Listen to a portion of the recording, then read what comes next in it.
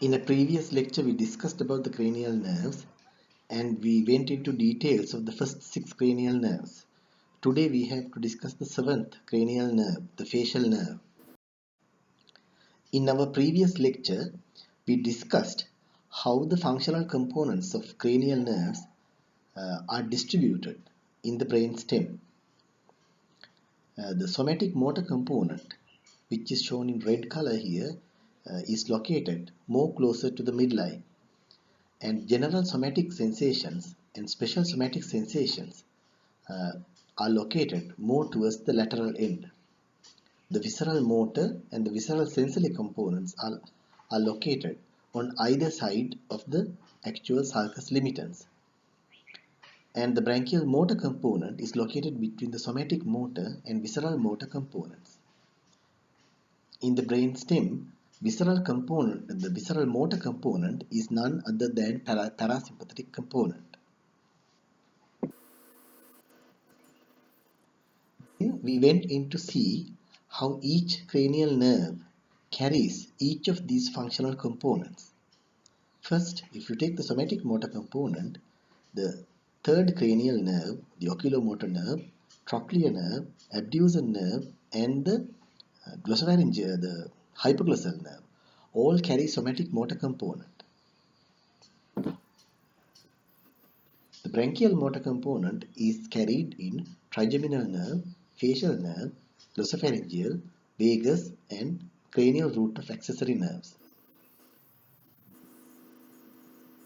The sympathetic component is carried in oculomotor, facial, glossopharyngeal, and vagus nerves.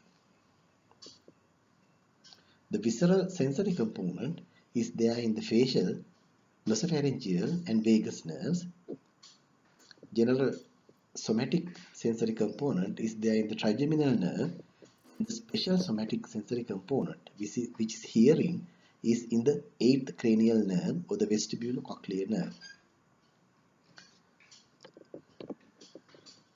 You can also see here the 3rd cranial nerve or the oculomotor nerve is seen here, also here, which means that the 3rd cranial nerve or the oculomotor nerve carries somatic motor and parasympathetic components. Similarly, you can see the trochlear nerve, abducens nerve, and the hypoglossal nerve. They only carry somatic motor component. Therefore, those 3 nerves, 6, 4, 6, and 12th cranial nerves are purely somatic motor nerves. The 5th cranial nerve, the trigeminal nerve, carries branchial motor and general somatic sensory components. The facial nerve carries branchial motor, parasympathetic, and visceral sensory components. Similar to the facial nerve, glossopharyngeal nerve and the vagus nerve also carries branchial motor, parasympathetic, and visceral sensory components. The cranial root of accessory nerve is shown to carry the branchial motor component here. It is actually considered by some anatomists as part of the vagus nerve.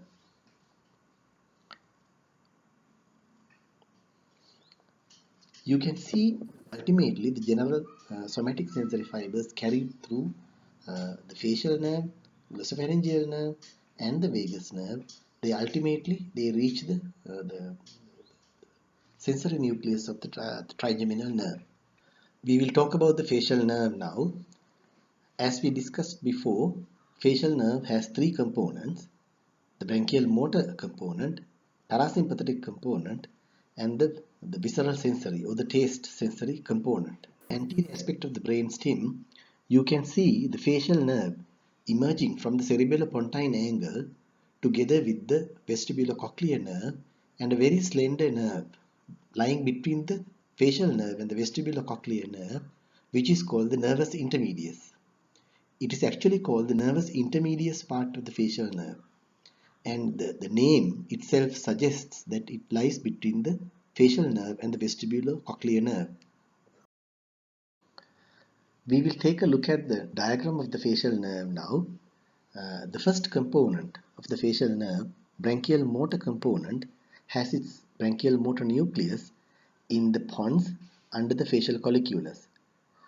Fibers arising from the branchial motor nucleus, they come out through the cerebellopontine angle, as I showed before, enters the internal acoustic meatus, passes through the petrous temporal bone, has a sharp bend which is called genu, and comes down and leaves the petrous temporal bone through the stylomastoid foramen. Before it leaves through the stylomastoid foramen, it supplies a muscle called stapedius, and this branch of the branchial component that supplies the stapedius muscle is called nerve to stapedius. You can see in this diagram there is small muscle called stapedius muscle attached to the stapes, one of the three ossicles in the middle ear. The action of the stapedius muscle is to pull the stapes and reduce the volume of sounds. In patients whose stapedius muscle is paralyzed, normal sounds are perceived as very loud sounds, which is called hyperacusis. Any part of the facial nerve, after supplying the stapedius muscle, leaves the petrous temporal bone through the stylomastoid foramen, and this component supplies the muscles of facial expression. Leaving the stylomastoid foramen, the facial nerve gives 8 branches. 3 of these branches are given before it reaches the parotid gland. These 3 branches are posterior auricular nerve, which supplies the occipital part of the occipiter frontalis muscle.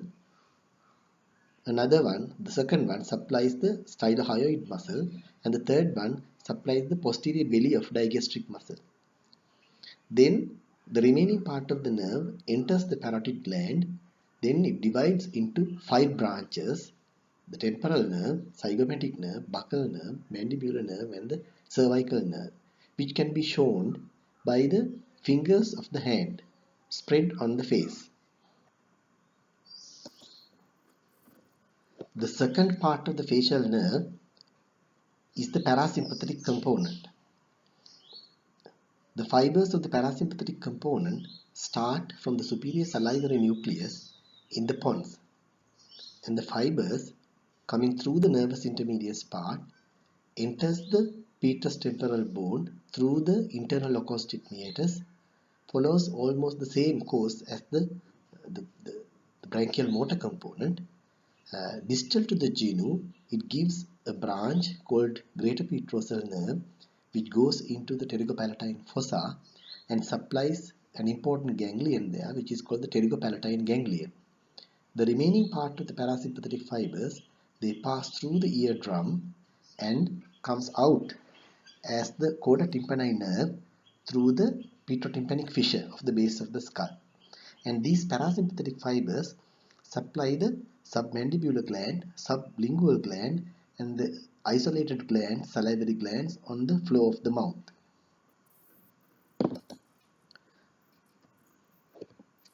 The third component of the facial nerve, which is the taste component, it actually starts from the anterior two-thirds of the tongue and takes taste sensations from the anterior two-thirds of the tongue. And it follows the parasympathetic fibers, passes through the eardrum, and at the genu of the facial nerve, it has got the cell bodies of its first order neurons, because it's a sensory nerve. And the fibers then pass together with the parasympathetic fibers, comes out through the internal acoustic meatus, and then it joins the nucleus of tractus solitarius in the brain stem. Now the part of the combination of the parasympathetic and the taste fibers between the brain stem and the internal acoustic meatus is called the nervus intermedius part. So the nervus intermedius part that you see emerging from the brain stem actually has got 2 components, the parasympathetic component and the taste component. Once the greater petrosal nerve is given off at the genu, that is distal to the geniculate ganglion, the 2 components are called coda tympani nerve. If you are asked the components of the coda tympani nerve, again the answer is similar. It contains parasympathetic fibers and taste fibers. And the coda tympani nerve, it hitchhikes with the lingual branch of the trigeminal nerve to reach the anterior two-thirds of the tongue. General sensations from the anterior two-thirds of the tongue that go to the sensory nucleus of the trigeminal nerve goes through the lingual nerve. Facial nerve palsy is a very common short case you get in clinical exams. When you look at this slide, you can see two types of facial nerve palsies. On the left side, there is lower motor neuron type of facial nerve palsy. On the right side, there is an upper motor type of facial nerve palsy. Now, in the picture on the left side, where you get lower motor type of facial nerve palsy, you can see the patient's mouth is deviated to the unaffected side, and the patient is unable to wrinkle the skin of the forehead on the affected side, and the patient, when asked to close the eyes, is unable to close the eye on the affected side. In other words, the whole side of the face, the affected side, the muscles are paralyzed in lower motor neuron type of facial nerve palsy.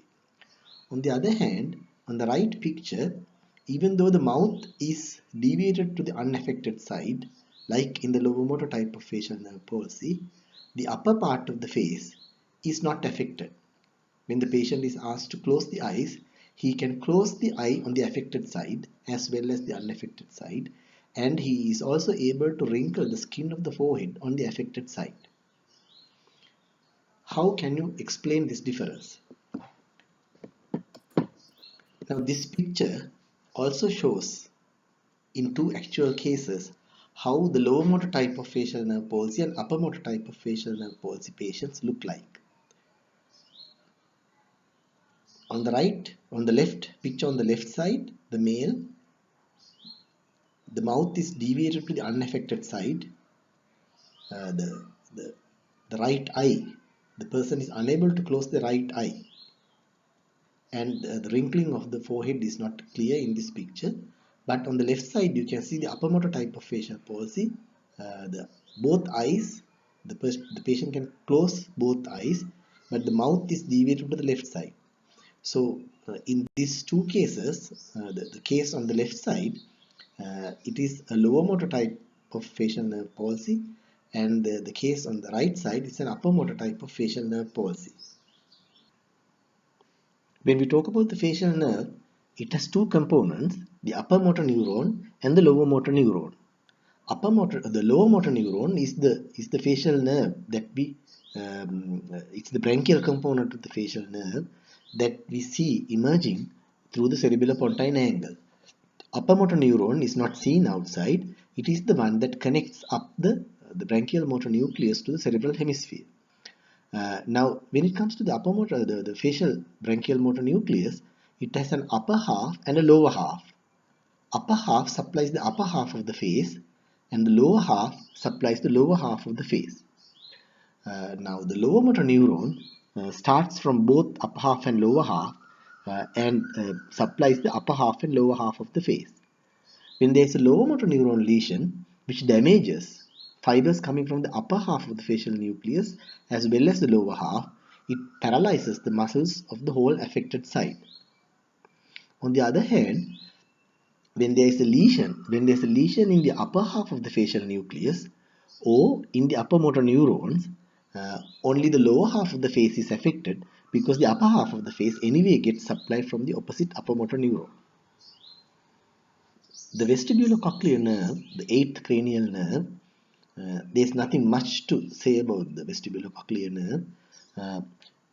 You can see that there are two components to the vestibulocochlear nerve, the vestibular part and the cochlear part. One is for the balance, the other one is for hearing. And since these are sensory nerves, you can see both nerves have a ganglia. There's spiral ganglion of the cochlear nerve and the vestibular ganglion of the vestibular part of the vestibulocochlear nerve. And these ganglia will contain the cell bodies of the first order neurons. And the cell bodies of the second order neurons, there are several of them. They are found on the lateral part of the brain stem as cochlear and vestibular nuclei. You remember the second order neurons starting from these cochlear and vestibular nuclei, um, they travel through the brain stem to the opposite side of the cerebral hemisphere. Ninth cranial nerve, or the glossopharyngeal nerve, as I said before, uh, has three components, just like the facial nerve. So it has a branchial motor component, parasympathetic component, and a visceral sensory component. The branchial motor component starts from the nucleus ambiguous.